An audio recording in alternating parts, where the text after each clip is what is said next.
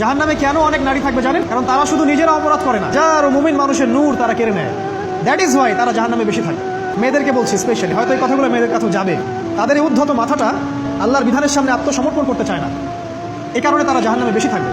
রাসূল বলেছেন কিয়ামতের আগে মানুষ জেনা করবে, জেনাকে মানুষ জেনা মনে করবে না, মনে করবে এটা অ্যাফেয়ার, ছেলে মেয়ের ক্রাশ। এখন নতুন শব্দ আসে কি, ক্রাশ। চোখে চোখে কন্ট্যাক্ট হবে, কো এডুকেশনের মাধ্যমে মোবাইল নাম্বার এক্সচেঞ্জ হবে, রাতের বেলা কথা হবে, ফোন হবে, তারপর চা খাবে, কফি খাবে, ঘুরবে, আস্তে আস্তে বেড়ে যাবে, তারপরে ব্রেকআপ হয়ে যাবে। তাদের কাছে সিম্পল, এটা খুব সিম্পল, সিলি ব্যাপার। আর কোরআনের কাছে এটা কি? জিনা। এক কথায় কি? জিনা।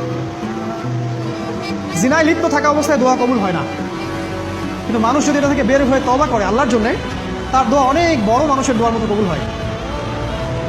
ওই তিন বন্ধুর একটা হাদিস আছে না, গুহার মধ্যে চাচাতো বোনকে একা পেয়েও সে ফিরে আসছিল আল্লাহর ভয়ে, আল্লাহ পাক তাকে গুহা থেকে বাঁচায় দিচ্ছেন না?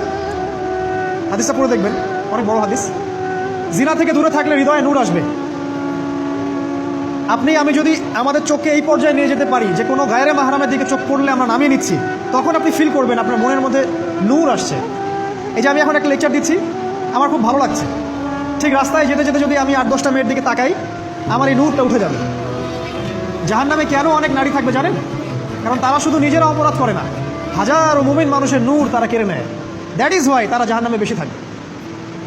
আরেকটা মেজর কারণ হচ্ছে তাদের এই উদ্ধত মাথা। মেয়েদেরকে বলছি স্পেশালি, হয়তো এই কথাগুলো মেয়েদের কাছেও যাবে। তাদের এই উদ্ধত মাথা আল্লাহর বিধানের সামনে আত্মসমর্পণ করতে চায় না। তাদের এই উদ্ধত মাথাটা আল্লাহর বিধানের সামনে আত্মসমর্পণ করতে চায় না, এই কারণে তারা জাহান্নামে বেশি থাকবে। যে কোনো বিধান আল্লাহ তাদের সামনে বলেন, সব মেয়ের কথা বলছি না, ম্যাক্সিমাম বিভিন্ন যুক্তি তারা দিবে। সামি'না ওয়া আতা'না এই পর্যায়ের না, যুক্তি দিবে। পর্দা করলে কি এখন কেমন করে চাকরি করব, পর্দা করলে কেমন করে পড়াশোনা করা যায়, এখন তো যাইতেই হচ্ছে, কিছু তো করার নাই, বিভিন্ন যুক্তি, হাজারটা যুক্তি তারা দিবে। কে জানি তাদের ব্রেইনটাকে পুরো ওয়াশ করে ফেলছে। আমি আপনাদেরকে বলছি কে করেছে? এটা করেছে স্বয়ং দাজ্জাল।